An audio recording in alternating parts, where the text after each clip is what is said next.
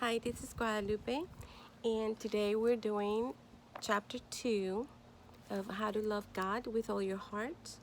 We're on the part C of this. I did it in 3 parts for you guys, and still on the chapter title, He Loved You First. God's love gives free will. That's what I title here on page 27, question 18. And one of the questions that I wrestle with a lot when I was studying the Bible and God is, why did He create that tree of knowledge of good and evil and put it right in the middle of the garden? The tree, you know which tree I'm talking about, is the one where He told Adam and Eve, don't eat of that tree or you will die, right? It says you can eat anything you want, any of the fruit of the trees in the garden, but not that one. And I said, Lord, why was it even hidden? It was right in the middle. He wanted us to love Him out of obedience, because He says, if you do this, and if you don't, these are the consequences. Not only obedience, but out of free will. He did not create robots.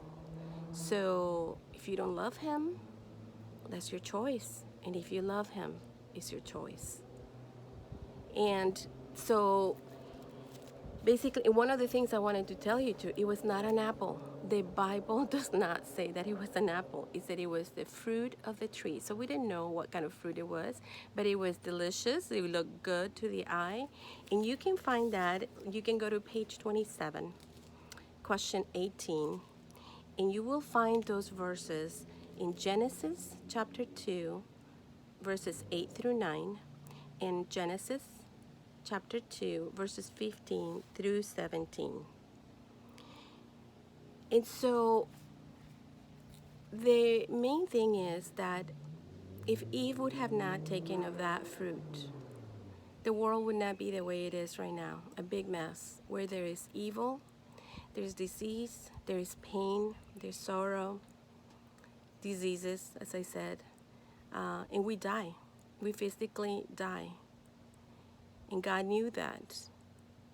And that's why He had to send His own Son. He Himself came in the flesh, in the form of His Son, Jesus, to make us right with Him, to pay the penalty of that disobedience that happened. So the rest of the chapter, that perfect place that I long for, where there's no pain and there's no sorrow and there's only beauty and no disease, will come when He brings us to Him, when we will have eternal life. Now, the other title here on page 27 is that God's love is lavish. The word lavish means to bestow profusely, and also it means produced in abundance. So God's love for us is lavish. Look what it says right here. 1 John 3:1 says, how great is the love the Father has lavished on us, that we should be called children of God. And that is what we are. The reason the world does not know us is that it did not know Him. So we're children of God. He loves us profusely. And question 20, according to Romans 5:8, how did God demonstrate His own love for us? You know how He proved it?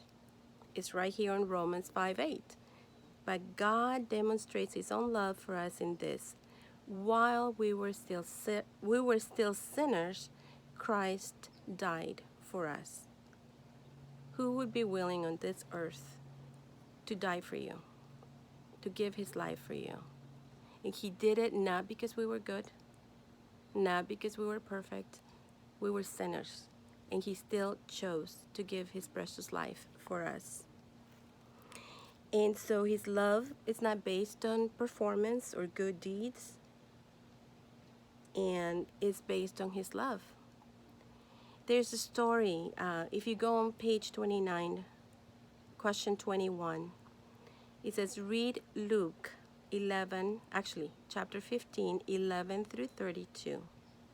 And it's the famous story of the Prodigal Son. And you can read that on your own.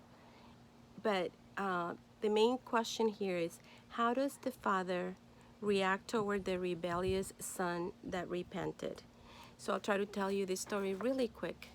So there was this son who just wanted to go and live it up and told his dad, give me my inheritance right now because I'm just going to go on my own.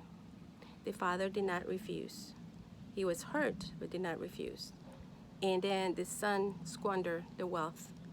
He lost it all. When he lost all the money and didn't have anything, and all his friends were gone, all the women were gone, he decided to come home and ask his dad to forgive him. And so this is how the father reacted. I would say that an earthly father would probably say, get out of my face. I don't want to see you. You wish that I was dead to give you your inheritance ahead of time. I don't want to see you. But that's not what he did. This is what it says right here on verses 22, starting to 24. But the father said to his servants, quick, bring the best robe and put it on him. Put a ring on his finger and sandals on his feet. And then let's have a feast and celebrate. For this son of mine was dead and is alive again. He was lost and now is found. A party. He threw a party. It says in the Bible also, when you read earlier on, that he didn't even wait for his son to say, I'm sorry. He knew he was back. He knew he had returned. And it's that so beautiful. He hugged him. He embraced him. He couldn't wait to see his son. That's what he does with you and I. He can't wait for us to come to him, to hug us. And that ring signified, it was almost like giving someone a credit card back in those days. And so he says, I trust you. You are my son. And so that's what he does with us. Next week, we're going to go in chapter 3 to talk about the amazing love of Jesus, eternal life, and salvation. So it's really important. But the last question on page 30 is, write John 3:16. Meditate on that verse and put your name on it. So the verse goes, for God so loved the world that he gave his one and only Son, that whoever believes in him will not perish, but have eternal life. So say your name. Let's say your name is Martha. God so loved Martha that he gave his one and only Son, that when she believes in him, she will not perish, but have everlasting life. See you next week. Bye-bye.